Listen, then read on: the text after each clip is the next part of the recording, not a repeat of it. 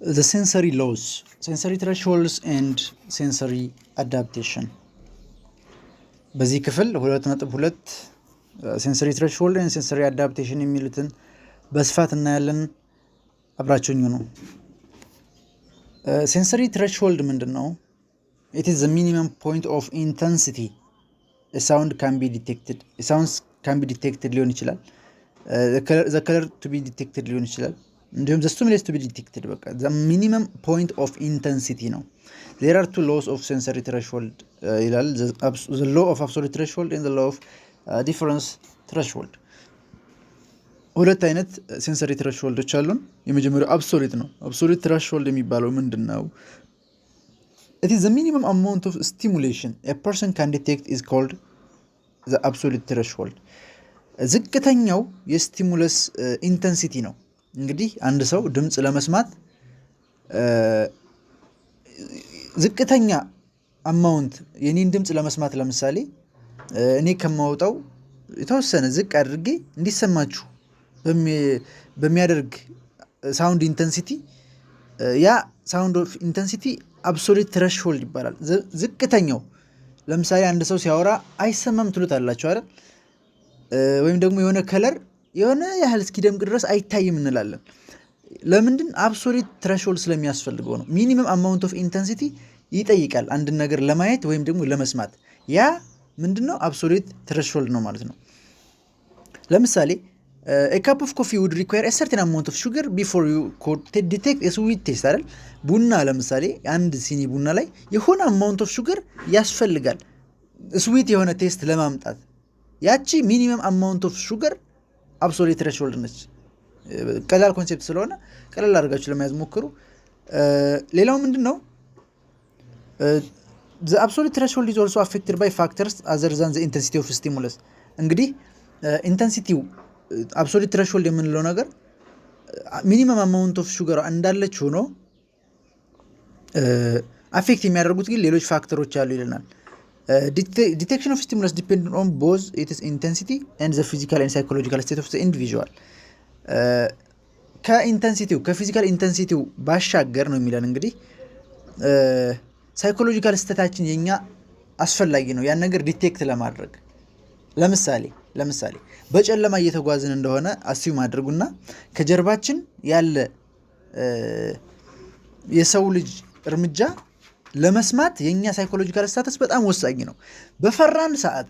በፈራን ሰዓት እያንዳንዱን የሰው ልጅ እርምጃ መቁጠርና ማድመጥ እንችላለን እና ያን የሚያስፈልገን ትሬሽሆልድ አብሶሉት ትሬሽሆልድ ዝቅተኛ ነው ማለት ነው። ነገር ግን ሴፍ ነን፣ ምንም ነገር የሚያስፈራ ነገር በሌለበት ሰዓት የምንሰማው ያን የሰው ልጅ እርምጃ ለመስማት የሚያስፈልገን ትሬሽሆልድ ከፍተኛ ነው። ከፍተኛ ትሬሽሆልድ ያስፈልገናል ማለት ነው እና ይሄ አብሶሉት ትሬሽሆልድ የሚባለው ኮንሴፕት በምን አፌክት ይሆናል ማለት ነው?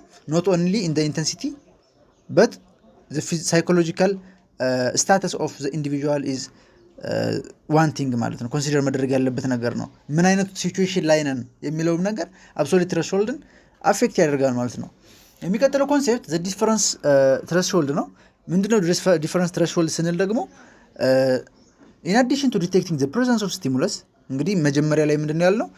ፕሬዘንስ ኦፍ ስቲሙለስ ነው ይሄ አብሶሉት ትሬሽሆልድ የሚባለው ነገር። ግን ከዛ በተጨማሪ ዩ ኦልሶ ዲቴክት ቼንጅስ ኢን ዘ ኢንተንሲቲ ኦፍ ስቲሙለስ። አንድ ስቲሙለስ ቼንጅ መኖርና አለመኖሩን ዲቴክት እናደርጋለን ሳይኮሎጂካሊ አይደል?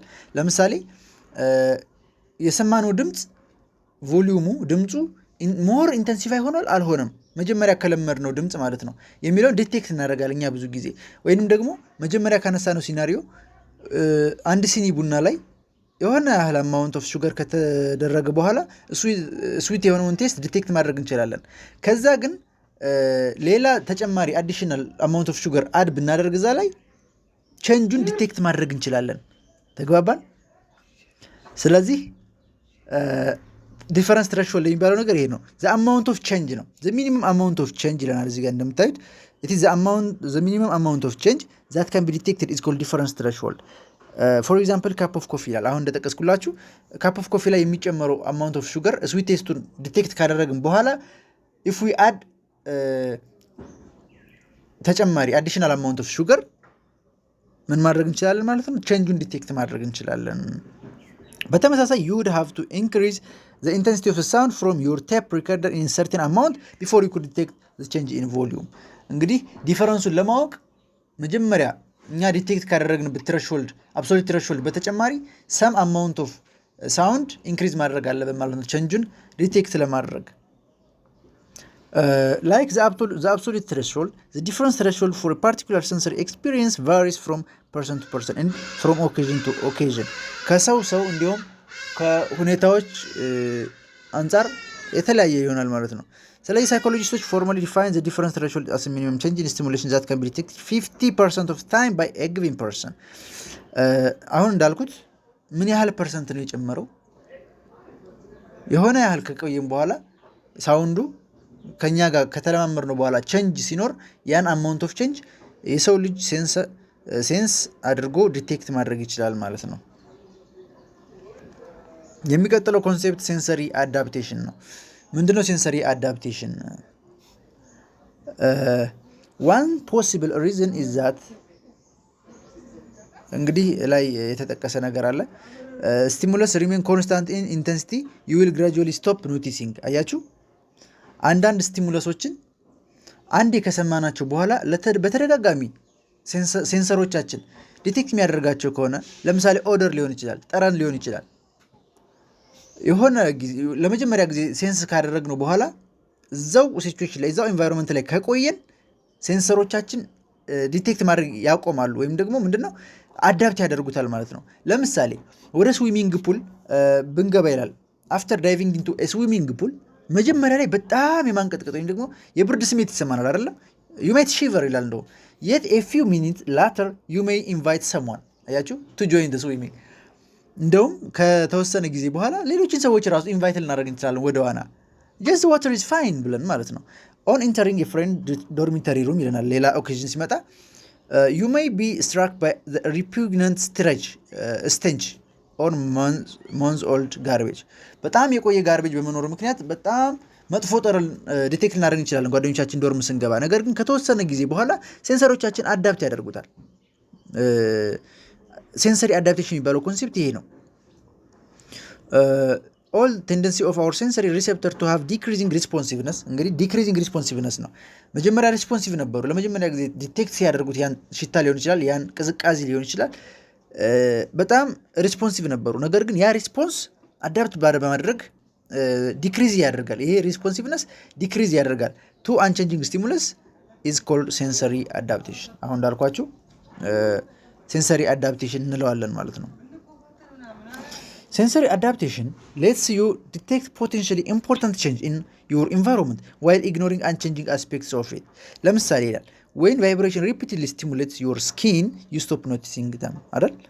አንድ ስኪናችንን የሆነ ቫይብሬት የሚያደርገን ነገር ለመጀመሪያ ጊዜ ሲነካንና ከሆነ አብሮን ከቆየ በኋላ ያለን ሴንስ የተለያየ ነው። we will adapt it ማለት ነው።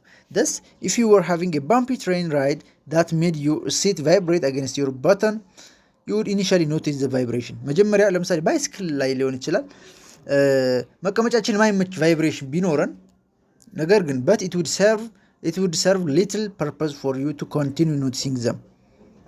አይዋ ከተወሰነ ጊዜ በኋላ በቃ እንዳልኩት አዳፕቴሽን ይመጣል።